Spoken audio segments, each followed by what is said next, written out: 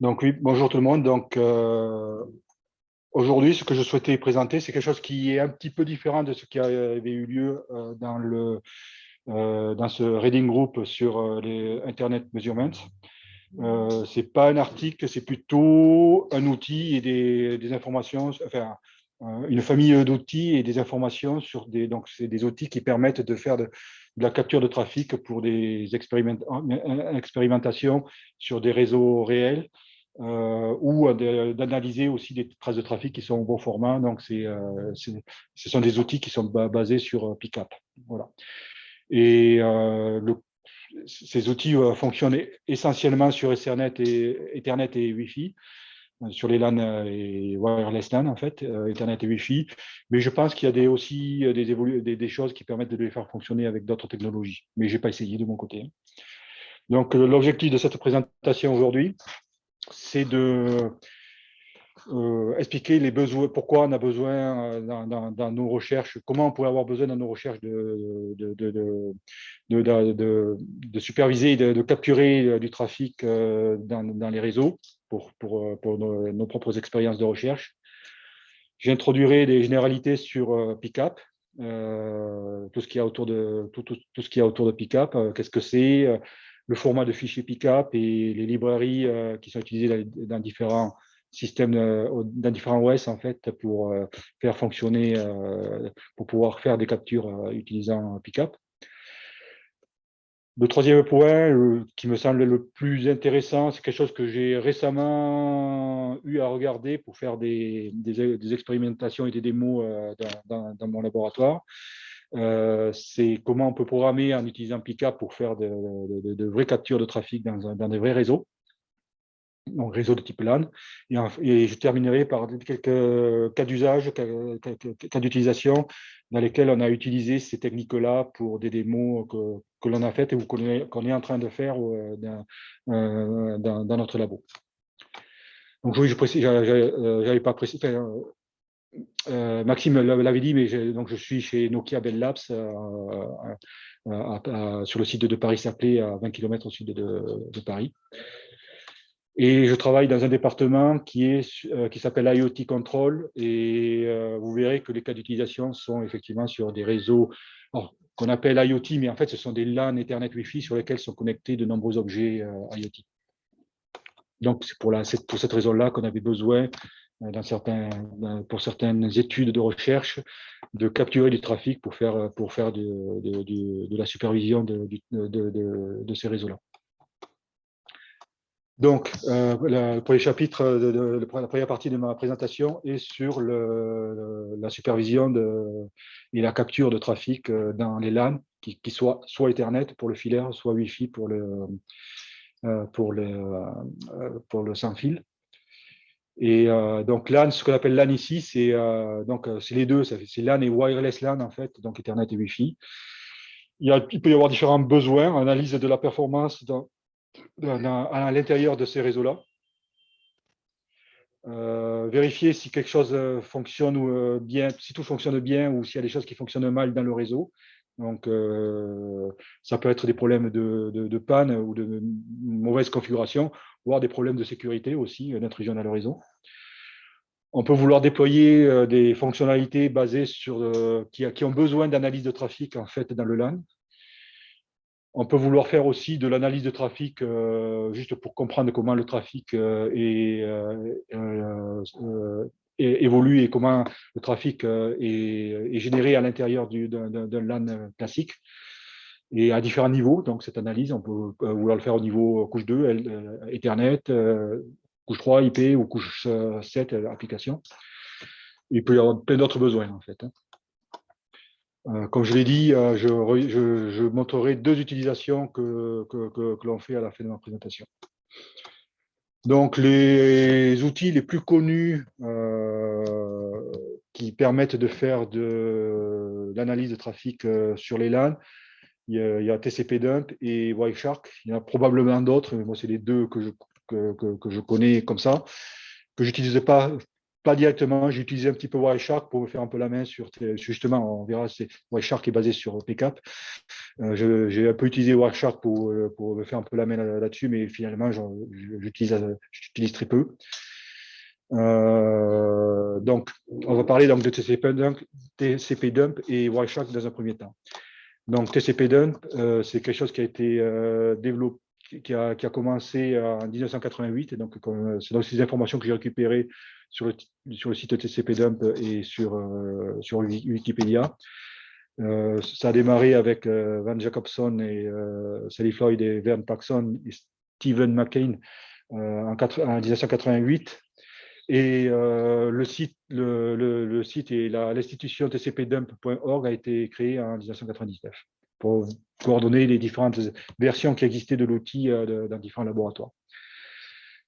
Qu'est-ce que cet outil-là fait? Il permet de voir les paquets IP et les charges en fait, des données TCP à l'intérieur des paquets qui sont transmis ou reçus à travers le réseau. Sur un PC qui est attaché à ce réseau-là. C'est un software qui est open source, qui tourne sur Linux, mais qui a une version pour Windows. Et il a besoin de la librairie libpcap qui a été aussi développée dans le cadre de TCP-dump. En fait, c'est lié à TCP-dump. Et vous verrez que Wireshark est aussi lié à ça. Donc, je reparlerai un peu plus en détail après de cette librairie libpcap. Et comment l'utiliser pour différents besoins, on verra. Enfin, vous verrez qu'il y a des fois des petites choses à faire pour que ce soit utilisable comme on le souhaite. Wireshark, je pense que les gens connaissent un peu mieux. C'est un software avec une interface graphique qui est très facile à utiliser pour capturer du trafic et vérifier à l'intérieur du trafic, du trafic capturé, les différentes contenus du paquet aux différentes couches. Donc, ça peut être utilisé en commande, en mode commande, mais aussi avec une interface graphique très pratique. Donc, sans commande, c'est T-Shark, en fait, et sans interface graphique, pardon, c'est T-Shark, sinon il y a Wireshark, ça arrive avec son interface graphique. Ça utilise le PCAP, dont je parlerai, qui est le sujet principal de cette présentation pour capturer les trafics. Et ça tourne sur différents systèmes, Linux, macOS, et aussi Microsoft, et les systèmes de type Unix. Voilà. C'est multisystème. La première version a été disponible en 1998. Ensuite, je ne me rappelle plus ce que j'ai écrit. En 2006, il y a eu une évolution et donc avant ça s'appelait avant ça s'appelait donc Ethereal et ça a pris le nom de Wireshark en 2006 et le principal sponsor en fait de Wireshark a été racheté par Riverbed Technology, mais c'est toujours disponible gratuitement et en open source en 2010. Voilà. Donc, je pense que la plupart des gens connaissent ces outils-là, qui sont connectés, qui connaissent ces outils-là. Un point qui est important, au moins pour nous, Nokia, mais je pense que ça devrait être aussi important pour même côté université. Quand on fait de la capture de trafic, il y a toujours des problèmes de privacy qui sont de plus en plus importants avec la législation actuelle, et notamment la GDPR pour l'acronyme anglais, General Data Protection Regulation. Il faut vérifier en fait les conditions les conditions dans lesquelles les captures de trafic sont possibles vis-à-vis des usagers des réseaux dans lesquels on fait ces captures-là. En fait, hein. Donc nous, on est très vigilants par rapport à ça. Et donc, toutes les manips que l'on fait, on le fait dans des réseaux semi-fermés. Ils peuvent être connectés à Internet, mais les LAN dans lesquels on opère, ce sont des LAN du labo. Avec le télétravail, c'est aussi mon propre LAN chez moi, en fait. Voilà. Mais comme je ne suis pas propriétaire, je sais ce que je fais, donc ça va. Donc là, donc n'hésitez pas à m'interrompre, hein, si vous avez des questions dans la salle ou sur le bridge. Je vais passer aux généralités sur Pickup. Donc Pickup, c'est quoi? C'est une API en fait, qui permet en fait de capturer le trafic qui passe dans le réseau sur lequel est connectée la machine sur laquelle une librairie permettant d'accéder à cette API est disponible. Donc, ça permet de faire des trafics de capture, du filtrage. On peut même injecter du trafic si on le souhaite à travers cette API pour faire plein de choses. Et c'est notamment de l'analyse de protocoles. Et Wireshark fait ce genre de choses, en fait. Ça utilise cette API pour faire les analyses, pour faire la capture de trafic et faire les analyses de paquets qui passent dans le réseau. C'est aussi un format de fichier pour sauvegarder les traces de paquets que l'on capture. Donc ça, j'en parlerai un peu plus en détail dans la suite. Et donc, alors je ne connais pas le détail de l'API. J'utilise essentiellement pour faire de la capture de trafic et je n'ai pas encore fait, mais je pensais aussi utiliser, je ne l'ai pas encore fait jusqu'à présent, faire de l'éjection de paquets, mais on peut aussi affiner les choses et au niveau de l'API pour préfiltrer en fait le trafic que l'on souhaite récupérer. Mais nous, dans ce que l'on a fait jusqu'à présent, au niveau de l'équipe dans laquelle je travaille, on avait besoin de capturer tous les paquets et le filtrage se faisait après coup. Voilà, donc sur ces aspects filtrage et analyse rendus possibles par l'API, je ne connais pas très bien en fait, je ne vais pas en parler. Ce que je vais plutôt parler, c'est comment on utilise cette API pour capturer et analyser ces trafics avec d'autres programmes développés en JavaScript ou en Python. En JavaScript, c'est avec Node.js, essentiellement. Donc, le format du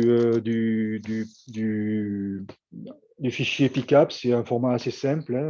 Il y a d'abord un header global du fichier et ensuite des enregistrements de paquets qui se suivent les uns après les autres avec un en-tête spécifique à Pickup et puis les données brutes du paquet tel que le paquet a été capturé dans le réseau.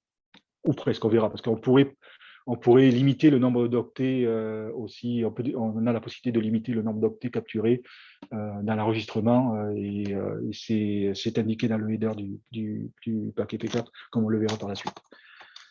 Le header global, voilà, c'est parfait. Donc, le header global du fichier PCAP est constitué de, comme c'est indiqué sur l'écran, où je vais pas. C'est des ensembles d'octets, c'est assez court en fait, et avec une certaine signification.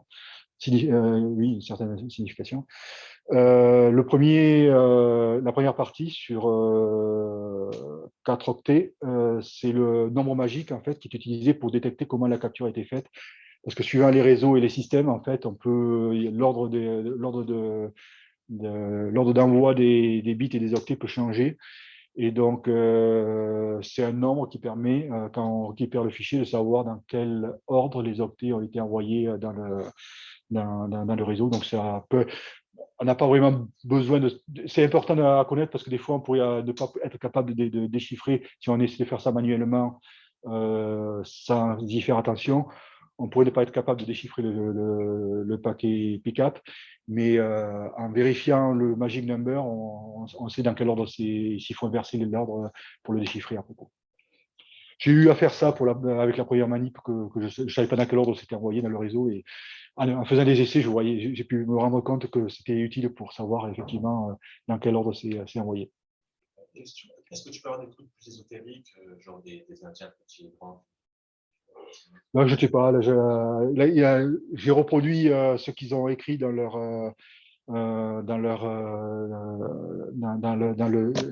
ces informations-là viennent de ce lien-là, en fait. Donc, je reproduis ce qu'ils ont écrit. Je savais qu'il y avait au moins 2 ordres possibles, mais à la rigueur, s'il y a des choses un peu ésotériques, ça se détecterait avec ça aussi. Et on pourrait du coup corriger si c'est nécessaire. Il faudrait faire la machine pour le corriger. Voilà. Wireshark gère ça très bien en fait, hein. Donc du coup, on ne se préoccupe pas de ça quand on utilise Wireshark pour faire des captures de traces et des lectures de traces. Ensuite, il y a la version. Il peut y avoir un décalage par rapport à l'heure GMT, en fait, au temps GMT qui peut être pris en compte. Il peut y avoir aussi une information sur la accuracy, sur la précision des temps donnés par PICAP, des timestamps, des instants temporels qui sont donnés pour chaque paquet par PICAP, par la capture PICAP. Ensuite, il y a la longueur maximale des paquets capturés. Typiquement, on peut aller jusqu'à 65 000 et quelques, hein, de puissance 16-1. Il y a aussi le data link type en fait qui est donné et c'est un code numérique qui correspond aux différentes technologies possibles. Voilà. Donc c'est des informations un peu pratiques, mais on verra après. Je vais vous montrer un fichier PICAP vers la fin de ma présentation et vous verrez un petit peu comment ces informations apparaissent. Ensuite, donc du coup, après, il y a les paquets qui viennent juste après. Et les paquets, donc il y a le header et le data. Dans le header, on a 4 x 8 bits. 4 fois 4 octets, pardon. Chaque paquet capturé, il y a le temps, l'instant auquel il a été capturé qui est codé dans le header. Et comme ça peut être, on veut avoir quelque chose à la microseconde, c'est découpé en deux parties. Au moins la microseconde, il y a des versions où on pourrait avoir ça en nanoseconde. Moi, j'ai toujours fait la microseconde, c'est suffisant pour les LAN. Donc, la partie à seconde est dans les 32 premiers bits et le restant en microseconde est dans les 32 bits suivants. En fait. Voilà. Et il me semble là-dessus que sauf si la carte réseau supporte le timestamping des paquets reçus, ce qui est rarement le cas, le timestamp qu'il y a là, c'est le timestamp quand le paquet est traité par le système d'exploitation. Donc, il peut y avoir un petit décalage. Pas suivant, on peut faire précision très précis. Ça peut être, si le CPU est utilisé, je ne sais pas, ça peut être décalé. Oui. Alors, j'ai eu deux utilisations différentes. Une première utilisation avec une certaine librairie dont je parlerai après, où il n'y avait pas, j'arrivais pas à récupérer le timestamp, donc je le créais dans mon programme. Voilà. Et donc, du coup, que je créais un fichier PCAP, je mettais les valeurs que je pouvais, je récupérais, que j'avais avec mon programme qui était un JavaScript de Node.js. Et du coup, là, j'avais utilisé une librairie particulière qui donne des précisions à la microseconde. C'était mieux que le time géré nativement par JavaScript qui était à la milliseconde. Et dans un deuxième cas, donc là Rémi me corrigera peut-être, qui est connecté, on utilisait une autre librairie et là il me semble qu'on avait nativement en fait le vrai timestamp délivré par l'IP4. Okay. Et en fait, dans ce que je faisais, moi, c'était le Windows PCAP, en fait, parce que j'avais fait des manips dans Windows. Et il semblait que, enfin là, je n'avais pas les timestamps nativement.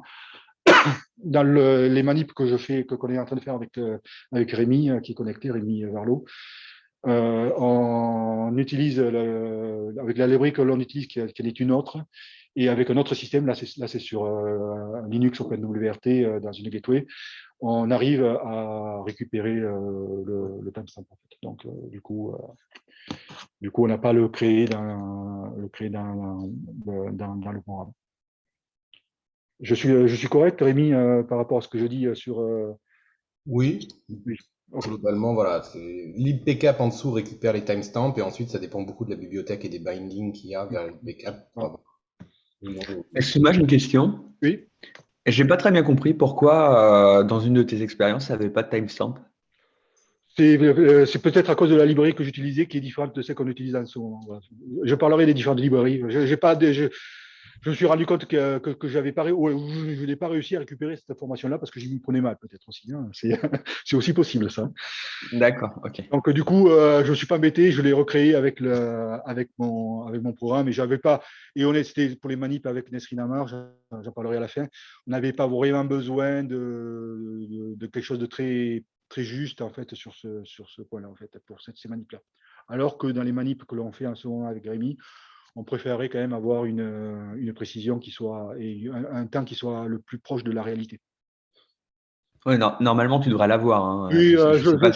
je pense aussi, mais je dis, j'avais pas réussi à l'avoir et je ne suis pas embêté, je l'ai créé. Voilà, je l'ai créé avec mon programme. Ensuite, donc, on a deux informations sur la taille des paquets. La première, c'est l'information sur la taille du paquet tel que stocké dans le fichier, parce que comme j'ai dit, on peut stocker moins d'octets on peut tronquer en fait le paquet si on ne veut pas avoir des traces trop importantes. On pourrait être intéressé que par le header Ethernet par exemple, et du coup, on pourrait limiter la taille de la partie sauvegardée dans le fichier. En général, moi, ce que j'ai fait jusqu'à présent, c'est je stocke tout le paquet parce que je ne vais pas avoir besoin de tout le paquet pour les analyses que je souhaite faire après derrière. Et donc, la deuxième partie, par contre, ça donne la longueur réelle telle qu'elle est dans le réseau. En fait. Et donc, dans les cas que j'avais, ces deux valeurs étaient les mêmes. En fait, pour moi. Je me permets une petite correction. Vas-y. Ça sert pas à spécifier combien tu veux qu'il y a dans le fichier. Ça sert à spécifier combien il y a dans le fichier. Oui, c'est ça. Je suis mal exprimé Ouais. peut-être, mais c'est ça. Oui, c'est ça. Pas de souci. Et typiquement, dans les premières utilisations que je faisais de Picap, c'est moi-même qui créais le fichier Picap. Et donc, j'aurais pu, si j'avais voulu, stocker les traces sous un format plus réduit. J'avais pas du tout besoin de ça, hein, au contraire. Mais j'aurais pu faire ça. Voilà. Donc, ça ne spécifie pas, effectivement. Et ça, en fait, à quoi c'est utile? C'est pour, comme les paquets sont mis les uns à la suite des autres, ça permet, en fait, de définir où commence le prochain paquet. Tout simplement. Hein. On saute, là, on est là pour lire le paquet header. On a la taille du header qui est fixe. On a la taille du paquet data qui est stocké après. Et ça permet d'avoir le prochain paquet pickup header du prochain paquet, en fait, hein, en faisant ça.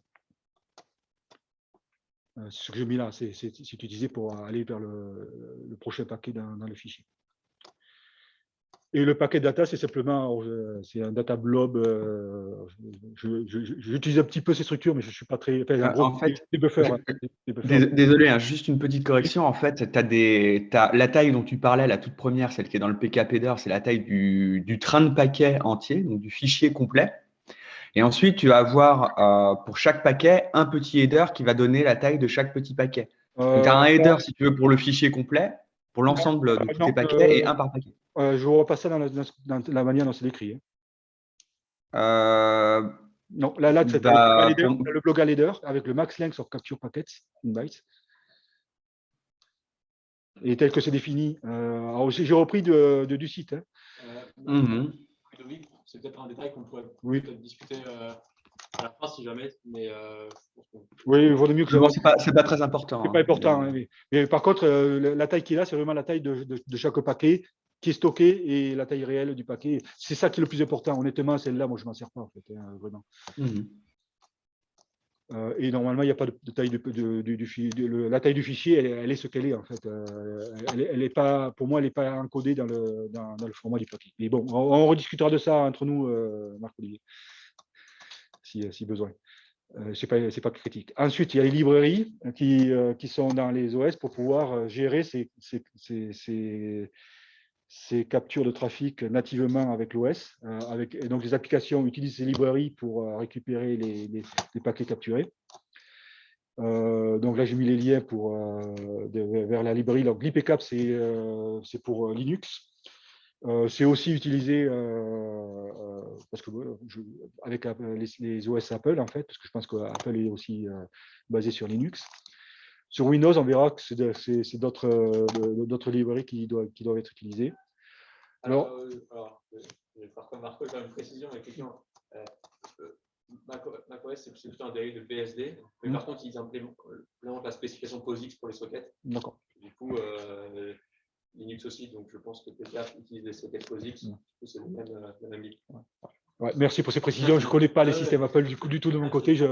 En fait, ça n'a rien à voir avec Apple ou Linux. Hein. C'est plus fondamental que ça. C'est comme tes paquets ne sont pas, dans le cas général, de même taille. Il faut savoir comment saucissonner ton fichier quand tu le décodes.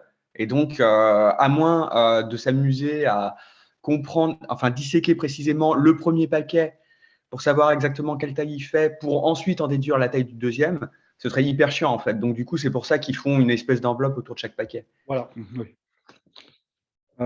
Ensuite, il y a donc pour installer donc cette librairie IPCAP, donc c'est ce qu'on utilise dans les manips qu'on est en train de faire avec Rémi, parce que c'est un système basé sur Linux, sur une version d'Ubuntu de Linux. Et on n'a pas pu l'utiliser avec OpenWRT sur la gateway que l'on utilise. Et dans ce cadre-là, la librairie qui est utilisée, ce n'est pas la librairie de type développement, en fait. Il faut avoir une installation de type développement pour pouvoir l'utiliser au moins avec JavaScript. Je n'ai pas testé avec Python, avec Node.js notamment. Donc, pour pouvoir au moins l'utiliser avec Node.js, il fallait avoir la version dev de cette librairie. Donc là, j'ai mis un petit code. Je mettrai à disposition le notebook sur le site du Lynx sur le Working Group. Donc, il y a un petit code qui permet, donc il faut installer, il y a des choses supplémentaires qui sont récupérables sur le GitHub de l'IPCAP. Qui sont à installer, à rajouter à la librairie.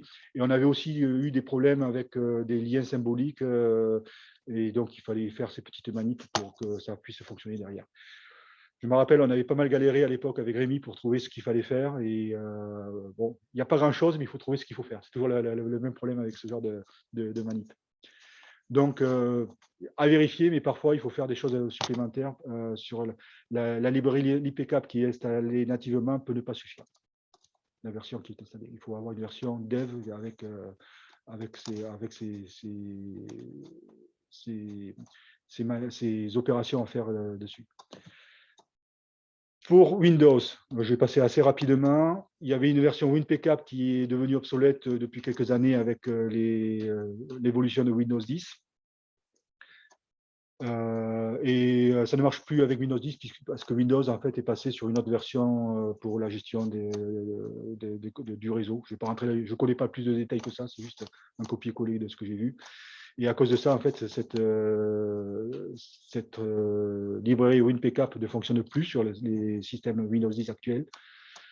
Pour remplacer, il y a deux possibilités. NPCAP. Alors NPCAP, c'est ce qui est utilisé par Wireshark. En fait, il y a un accord entre Wireshark et nmap.org. Nmap.org, c'est l'organisation qui fournit NPCAP. Et en regardant un peu les conditions d'utilisation, on ne peut pas l'utiliser comme on veut. En fait, si on veut l'utiliser sur son PC pour Wireshark, il n'y a pas de souci. Par contre, on ne peut pas l'utiliser autant de fois que l'on veut. En fait, on peut l'utiliser jusqu'à 5 systèmes. C'est pas très bien précisé dans la licence. C'est une licence qui est un peu bancale à mon sens.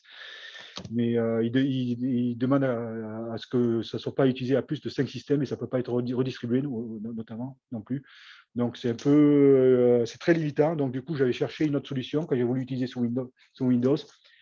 Et j'ai trouvé cette solution Win10 PCAP qui fonctionne très bien, en fait, même s'il n'y a pas eu de développement depuis 5 ans. Mais c'est celle que j'avais utilisée pour la première manip que j'avais, que l'on faisait sur mon PC. Et ça fonctionnait très bien, en fait. Et avec Win10 PCAP, j'étais capable aussi d'utiliser Wireshark, en fait. Ça a la même fonctionnalité. Voilà.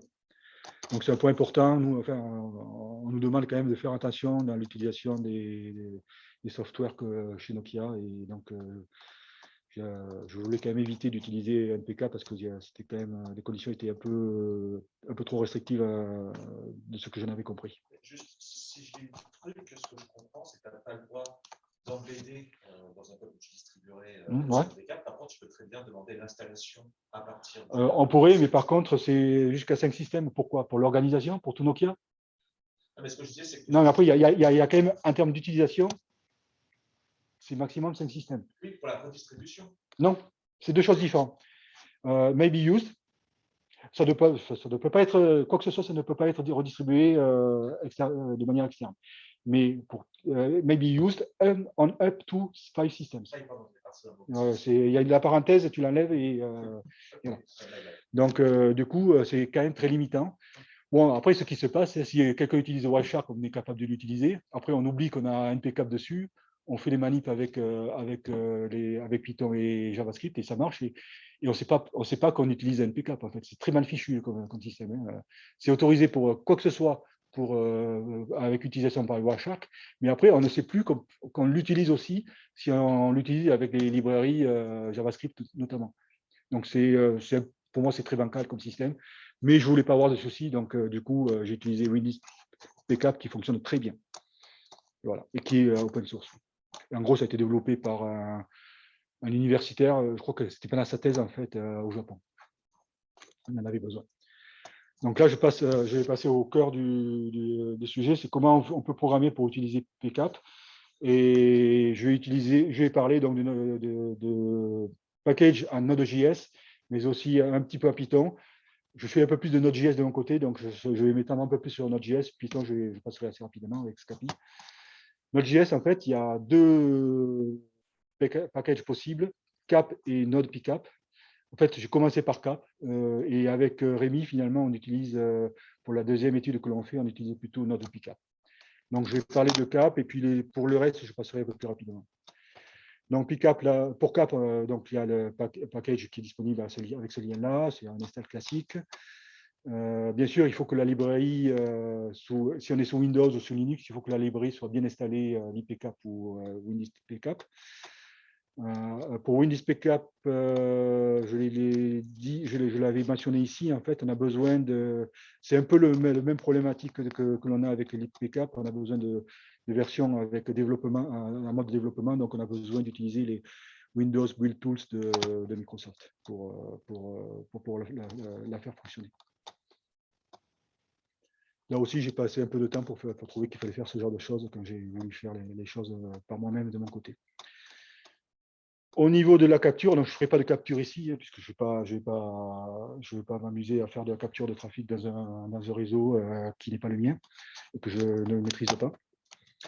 Donc, j'ai juste montré un peu là, c'est juste un code. Vous aurez le code, ce code-là disponible. C'est c'est la fonction que j'utilisais pour lancer la capture. Donc, les étapes sont répertoriées là. Il faut donc Cap, lorsqu'on installe Cap, en fait, il faut instancier une session Cap.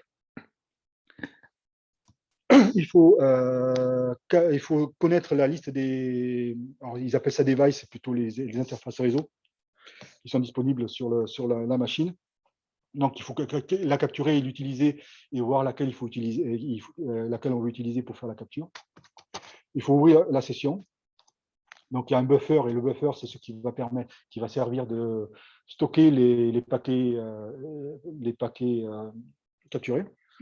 Il y a des opérations, là, j'ai juste fait, je sais pas, honnêtement, je ne sais pas ce que ça fait dans le détail, mais c'est des instructions qui sont nécessaires que j'ai vu qu'il fallait mettre.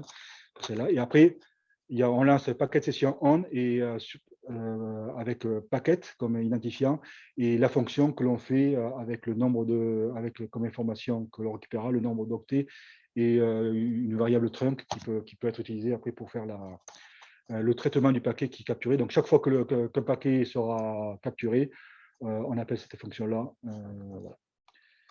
Donc là, je ne vais pas rentrer dans le détail de ça, du code. Si vous avez des questions après ma présentation, n'hésitez pas à venir vers moi pour poser les questions. Ce n'est pas forcément le plus passionnant, c'est des choses que l'on trouve ne serait-ce déjà que sur le site descriptif de la librairie. Je vais plus parler un petit peu de l'analyse des paquets. Donc, c'est là où j'ai un peu de code que j'ai mis dans mon notebook. J'utilise un fichier de traces que j'ai créé moi-même en fait sur une capture que j'ai faite dans le réseau de notre laboratoire. Donc, ce sont les premiers paquets émis lorsque cet objet de caméra des links se connecte sur le réseau et on capturait 1 minute de trafic en fait, pour faire après de l'analyse et de la détection de type. C'est un des exemples que je vais présenter après. Donc, je lis le fichier. Donc, c'est un buffer, voilà, avec 72 kilooctets, en fait, un peu plus de 70 kilooctets. Alors là, c'est juste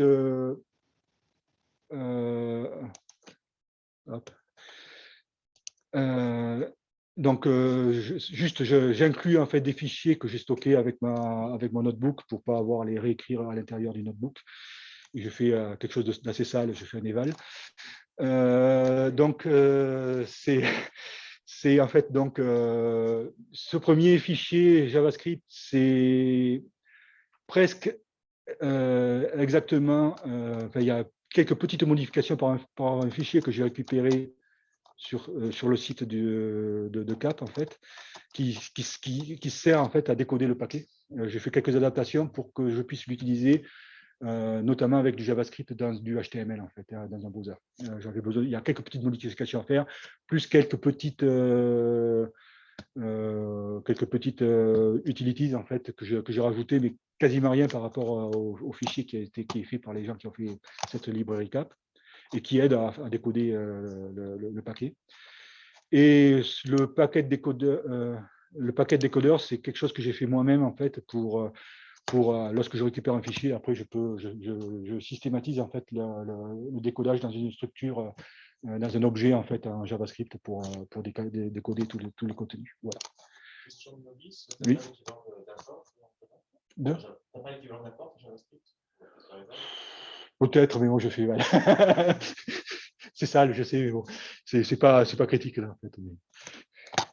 Il y a moyen de faire mieux, je sais. Enfin, j'ai des discussions avec Rémi qui me dit que c'est pas bien de faire ça. Ça fait pas. Je désolidarise complètement de cette pratique. Voilà. Donc là ensuite, du coup, j'appelle cette fonction qui est dans ce fichier-là. J'appelle cette fonction à partir du buffer que j'ai récupéré là. Voilà. Et maintenant, je vais pouvoir lire donc d'abord le global header pour vous montrer un petit peu ce que c'est. Donc voilà, donc vous avez le magic number qui est affiché là, la version de pickup. Il n'y a pas de correction parce que c'était un temps GMT. L'accuracy était à 0. Le max length, là, c'est moi comme c'est moi qui avais créé le fichier, j'avais mis cette valeur-là, ça n'a pas d'importance. Et le data link type, donc c'est un code qui correspond à Ethernet 802.3. Voilà. Et ensuite, là, je peux voir donc la structure que je crée. En fait, j'ai le header et j'ai un tableau en fait qui du coup enregistre chaque paquet. Donc pendant la première minute, il y avait 358 paquets pour cet objet-là. Et il y a différents paquets. On va commencer avec 0, le premier. Ouais, pas de surprise, c'est un paquet ARP. Donc on voit le type, ce sera toujours le même. Hein. Je mettais toujours, pour chaque paquet, j'avais le type et du coup c'est dupliqué dans chaque paquet, c'est le même. Là j'ai le paquet header, donc on voit le timestamp en seconde. Je le mets en seconde et j'ai rajouté en fait cette partie-là qui correspond aux microsecondes provient de la deuxième partie du timestamp dans le header. Et là, ça sera toujours la même chose, puisque je stocke le paquet entier. C'était un paquet de 64 octets tel qu'il a été sauvé et tel qu'il était réellement en fait dans le réseau. Et les informations, donc ensuite, c'est un paquet Ethernet avec donc c'est du broadcast. Là, c'est l'adresse MAC du device de l'objet qui se connecte. Il y a un type, voilà, et l'EtherType, du coup, que je décode, c'est ARP. Et pour ARP, ça me donne ces informations-là avec le petit programme que j'ai récupéré côté Cap, sur la librairie Cap, ça me donnait ces différentes valeurs, en fait. Voilà. Donc là, c'est un paquet Cap. Un qui est intéressant, c'est un paquet UDP, là, le 24. Je vais vous montrer pourquoi c'est intéressant. Donc, c'est un paquet Ethernet avec la source et la destination. IPv4. Pour IPv4, j'ai ces valeurs-là qui correspondent au protocole UDP. Je sais que c'est du UDP. J'ai la source et l'adresse destination en fait en IP. Et je sais que c'est du UDP et du multicast DNS. En fait, multicast DNS est utilisé par UPnP pour lorsqu'un objet se connecte. Il broadcast en fait. Alors ça, c'est peut-être pas le paquet de broadcast, hein, mais à un moment donné, il y a un broadcasting en fait au niveau du réseau pour dire coucou, je suis là en fait, et pour que les objets qui parlent la même famille de protocoles UPnP puissent identifier que c'est une caméra, des links, etc., etc. Et du coup, dans le data, on voit apparaître là, on commence à voir apparaître des caractères lisibles. Alors, quand je mets ensemble vide, c'est des caractères qui ne sont pas affichables, en fait. Je voulais, en fait, voir dans les paquets s'il y avait du texte ASCII lisible dans le paquet. Et on voit le modèle, en fait, de la caméra qui est à l'intérieur de la payload, en fait, du paquet. Est-ce que tu peux juste montrer l'adresse MAC? Parce que j'ai l'adresse. Oui, ok. Parce que l'adresse IP, c'est l'adresse multicast, la destination. 224.0.0. J'avais pas fait ça, c'est bien ça. Ah oui, d'accord, mais je ne sais pas si c'est du broadcast ou d'accord. multicast. C'est un paquet parmi les différents paquets qui sont envoyés pour UPnP. Je sais qu'à un moment donné, il y a un broadcast et après, il y a des échanges en unicast, en fait, après derrière. Bon. Je ne me rappelle plus du détail de ça. Donc là, simplement, c'est pour vous montrer un petit peu. Je vais vous montrer un paquet TCP. Alors, il y a un paquet IGMP. On va montrer celui-là. J'avais fait un peu au hasard hier lorsque j'ai préparé ma présentation pour voir les différents. Et donc, c'est Ethernet, IPv4, IPv4, le protocole c'est IGMP. Et là, dans le contenu, je sais pas, je connais moins bien ce protocole-là. Et dans la librairie CAP, il n'y avait pas les outils pour décompiler s'il y a des choses à décompiler dans les paquets IGMP. Alors que c'est le cas pour les paquets UDP et TCP, on a la possibilité de décoder avec la librairie CAP que j'ai récupérée. Et un paquet TCP. Hein? TCP, c'est où? Je ne vois pas. C'est 300, par exemple. 15 minutes. Ouais, 15 minutes, oui, c'est bon. Ne t'inquiète pas, c'est bon. J'ai pris le temps qu'il fallait, ça va très bien, c'est parfait. Donc là, on voit IPv4 et TCP, voilà. Et donc là, c'est utilisé ces ports TCP qui ont une certaine signification, mais je ne sais pas s'ils ont vraiment été utilisés avec cette signification-là dans le cadre de la caméra. Voilà. Donc voilà donc ça montre qu'on peut, en fait, ce que fait Wireshark, on peut le refaire du coup avec un programme Node.js en fait, et du coup on maîtrise vraiment ce que l'on fait, ce que l'on veut récupérer, et c'est très utile lorsqu'on veut faire un programme de monitoring de trafic qui utilise une capture de traces de trafic pour faire des choses après derrière. On fait vraiment ce que l'on a besoin de faire et on adapte à nos besoins. On n'a pas au début, Nesrine, ma thésarde, en fait, utilisait Wireshark pour faire les premières captures de traces. Et pour pouvoir faire automatiser avec une démo, ce n'était pas possible de faire comme ça. Et ça a permis de faire une démo automatisée en automatisant la capture des traces et envoyer à son programme qui était écrit en Python les traces de trafic pour faire l'analyse derrière. On peut faire aussi de l'injection de paquets. Donc là, j'ai recopié ce qui est sur le site de CAP. La librairie CAP, il y a la possibilité. Là, par contre, si on veut injecter un paquet, il faut le former octet par octet. Donc, c'est peut-être un peu compliqué à faire. Par contre, c'est pratique parce que ça peut être pratique parce que on pourrait vraiment, si on a certains paquets spécifiques que l'on veut envoyer dans le réseau, on est capable de le faire. Ouais, alors, justement, à ce niveau-là, c'est. J'ai pas essayé, j'ai pas testé. Par contre, on ne fait pas avec l'IPCAP parce qu'il y a un certain overhead.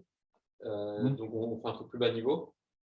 Mais l'intérêt, effectivement, c'est que les paquets que tu envoies là, tu mets directement, tu écris toi-même l'entête Ethernet, etc. Ils ne sont pas touchés par le système d'exploitation. Et nous, on envoie des paquets où on fait des trucs bizarres avec le checksum. Enfin, on ne veut pas du tout que le système d'exploitation touche au paquet parce que sinon, il va changer ce qu'on a mis. Et effectivement, là, tu peux vraiment envoyer un truc brut sur le réseau. Donc, c'est pas mal. Et l'avantage, je pense, de le faire avec l'IPCAP, c'est que peu importe si c'est Windows ou Linux, ce sera le même code. Mais du coup, à cause de la couche d'abstraction, si tu veux, nous, on voit des centaines de milliers par seconde. Mais c'est sûr que c'est vraiment pratique de pouvoir envoyer des paquets qui ne sont pas modifiés. Ensuite, donc là, c'est l'autre librairie, notre pickup qu'on utilise avec Rémi actuellement. Pour le trafic de capture, donc Rémi, tu vas reconnaître l'extraction d'un peu de code de chez toi que j'ai un peu simplifié, on va dire. Donc, on voit que pour lancer une capture de paquet, il n'y a que quelques instructions. C'est vraiment très, très facile à faire, en fait, en Node.js. Et on a surtout, ce qui est intéressant, ce qu'on n'a pas directement, ou c'est un peu plus compliqué à utiliser avec CAP. Là, on a avec PCAP décode paquet, et là, c'est le paquet brut. On décode tout d'un coup, en fait. C'est tout décodé dans une structure prédéfinie. On n'a pas à construire la structure pas à pas comme je l'ai fait avec CAP. C'est pas trop compliqué à faire, mais ça se fait. Là, on a vraiment une fonction qui est vraiment implémentée. Quand tu dis décode, ça décode En gros, ça cherche tous les champs qu'il faut et ça parcourt l'arbre de couche par couche, en fait. Oui, donc ça va donner le paquet IP. Voilà, le paquet Ethernet, des informations sur le paquet Ethernet. Okay. Si c'est de l'IP, les informations sur le paquet IP. Si c'est du TCP, les informations sur le paquet TCP. Je ne sais plus jusqu'où ça va, mais ça va au moins jusqu'à TCP. Je me suis posé la question à un moment, je me suis dit, vu que Wireshark fait déjà tout ça, et à l'époque, je me suis dit, est-ce qu'on ne pourrait pas réutiliser les dissecteurs de Wireshark? Et en réalité, justement, en fait, Wireshark est construit sur l'IPCAP. Et là, en fait, Wireshark ne fait que mettre dans une interface graphique le résultat de la dissection de PCAP, en fait. Donc là, il utilise justement la librairie la plus proche du paquet. Je ne suis pas sûr. Il me semble que les dissectors de Wireshark, c'est du code qui interprète le PCAP et qui te donne les couches, etc., et les valeurs des entêtes. C'est un truc de Wireshark qui est open source, mais qui est hyper lié, de ce que j'ai compris, est très lié à leur code. Et si tu voudrais l'importer dans ton code, ça reviendrait à linker tout Wireshark dans ton code. C'est pas vraiment, j'ai pas l'impression qu'ils aient une lib qui, de façon clean, prenne un PCAP et te donne la dissection. Ça a l'air vraiment. Alors j'ai peut-être mal compris et peut-être que PCAP effectivement fait la dissection, mais pour moi, tout le monde est un peu obligé de leur faire à sa sauce, quoi. La librairie là, le code que je fais, Wireshark, etc. Mais peut-être que je ne connais pas les détails de la librairie PCAP, effectivement, mais il y a peut-être des fonctionnalités qu'on n'utilise pas, que ces librairies-là n'utilisent pas, qui pourraient être utilisées dans l'IPCAP. Je ne sais pas. Il me semble que l'IPCAP ne fait pas ça, en effet. Il se contente il me semble... minimum. Et ensuite, c'est les applications par-dessus qui font le parsing. Après, là, ce que ça fait, c'est surtout ça met dans une structure appropriée. Donc, tu n'as pas forcément. Enfin, si tu sais que le port, il est à cet endroit-là et ainsi de suite, bon, bah voilà, tu n'as pas besoin de plus. Tu n'as pas besoin de donner une interprétation au-delà de ça. Je pense. Et en fait, cette librairie Node PCAP réalise ça, a déjà réalisé la dissection à faire à partir du paquet brut. Voilà. Et donc, nous, on l'utilise, tout simplement. Hein. C'est pas plus que ça. Timur, oui. Oui, est-ce que, Ludovic, tu vas parler de les similarités, les différences entre PCAP et IPFix? Non. Alors, effectivement, je ne connais pas trop non plus, mais à ma connaissance, IPFix, ça va surtout extraire si je ne dis pas de bêtises, plus les données juste au niveau de l'IP, non, et peut-être le port, le tuple IP source, IP destination, port source, port destination peut-être. En tout cas, je ne pense pas que dans IPFix, il y ait les données, quoi.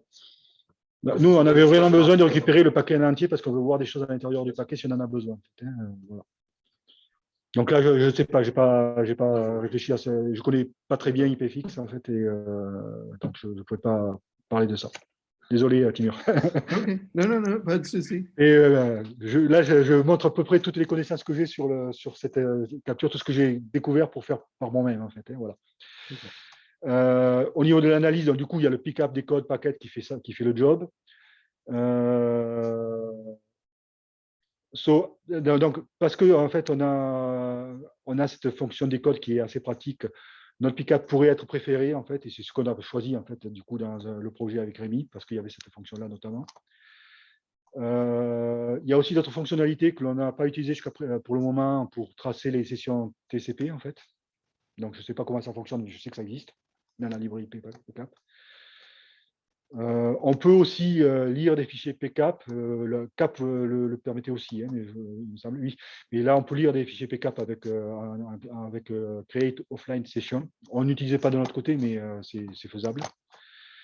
Pour l'injection des paquets, je n'ai rien vu par contre avec cette librairie-là. Je ne sais pas, je ne pense pas que ce soit possible avec cette librairie d'injecter des paquets bruts comme on le faisait avec CAP. Je crois que c'était une des choses que j'avais choisi, même si je ne l'ai pas utilisé finalement, qui m'a fait choisir CAP pour le premier projet sur la capture de trafic que j'ai réalisé. Voilà. Donc là, c'est pour Node.js, j'ai décrit ces deux packages.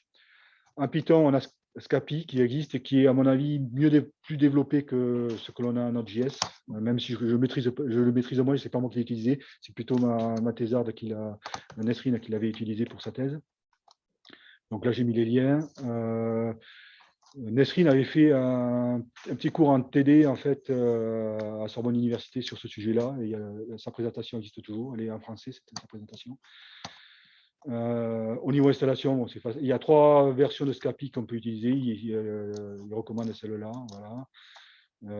En termes d'utilisation, bon, c'est assez classique avec Python en fait.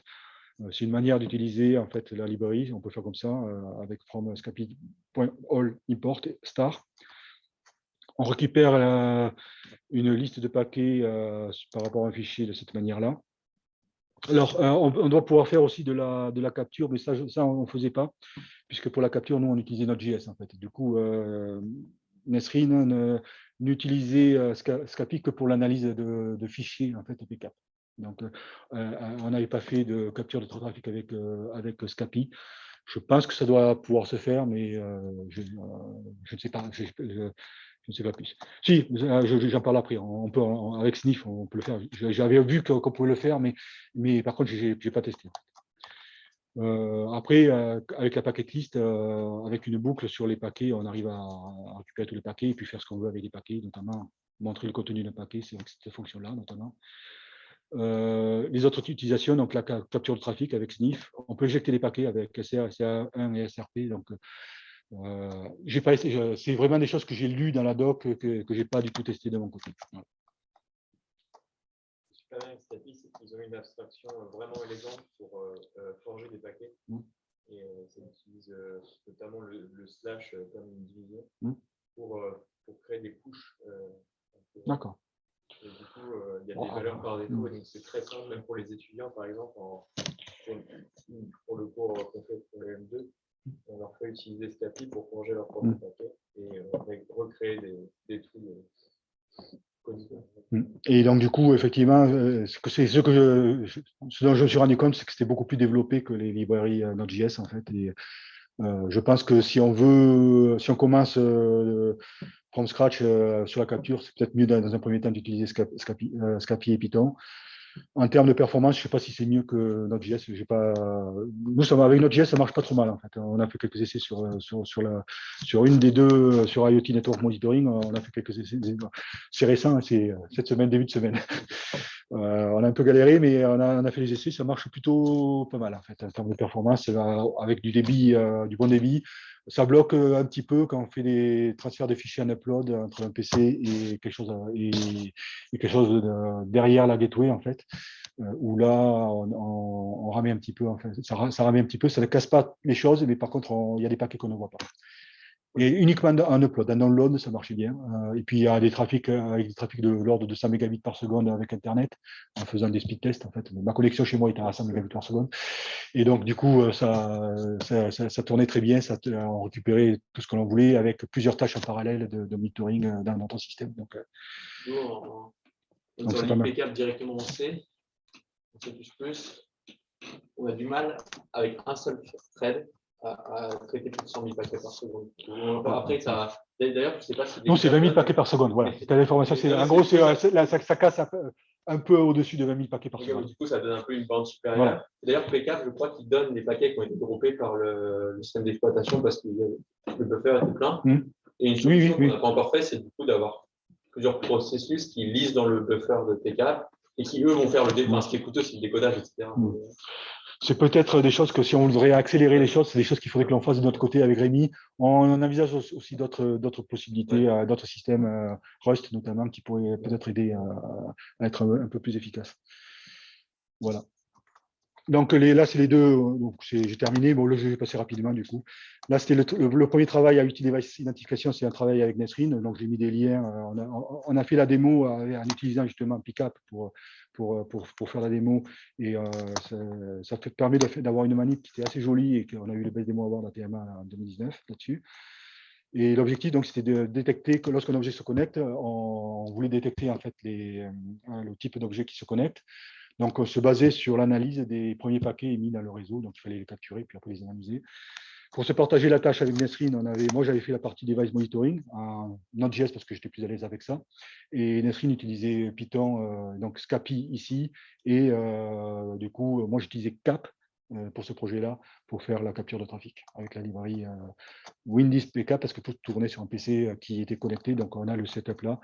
Sur le PC était connecté à un switch Ethernet sur le port mirroring du switch Ethernet pour récupérer tous les trafics qui passaient soit par le filaire, soit, là c'est mon smartphone, soit par le wireless qui convertit en filaire après derrière. Ça permettait d'avoir à la fois le Wi-Fi et l'Ethernet pour la démo. Donc ça, c'était le setup de la démo. Et voilà les types d'informations que l'on récupérait. Et donc là, vous reconnaissez la même caméra. En fait, là, donc là, c'était on avait 5 objets. Ça, c'était un cours de mesure. Et là, c'était des objets déjà identifiés. Et cette caméra-là, c'est celle dont je vous ai montré la trace en fait, tout à l'heure. Du coup, je pose une question. Oui. Quand tu récupérais les paquets qui étaient transmis en Wi-Fi, ensuite, ils étaient mappés en Ethernet. Oui, ils étaient mappés en Ethernet. Voilà. Mais par contre, on avait les Macs qui permettaient de se rendre compte de ça. Enfin, il y a un mapping avec Ethernet. Je ne me rappelle plus les détails, mais ça marche bien. Je me rappelle que ça marchait très bien. Tu peux avoir des spécificités de Wi-Fi. Par contre, les spécificités du réseau Wi-Fi qui restent dans le réseau sans fil Wi-Fi, on ne les voit pas. On voit que les paquets qui sont effectivement transmis au réseau derrière. Le Wi-Fi, on le mettait à un mode, je ne me rappelle plus le mode, comment il s'appelle ce mode-là, dans un mode qui permet de... On n'avait pas de discussion Wi-Fi en fait. On allait forcément vers le switch Ethernet. Oui. Il y a un mode qui permet de faire ça, je ne me rappelle plus comment il s'appelle. Ouais. Il y a non, c'est peut-être le nom que tu dis me parle en fait un petit peu, mais voilà. Et donc là, si j'explique, en fait, on utilisait Node.js dans la partie Node.js là, Scapy là, et pour parler entre nous, là, on avait une API qui notamment utilisait le fichier PCAP pour transférer la trace de la partie qui récupérait le trafic vers la partie qui analyse le trafic. Ouais. Non, mais là, j'ai quasi terminé. Là, c'est la dernière manip avec, que l'on réalise en ce moment. On est sur ce projet-là depuis quelques temps, mais on fait encore des manips dessus là, avec les résultats du dernier stagiaire que l'on avait sur ce sujet.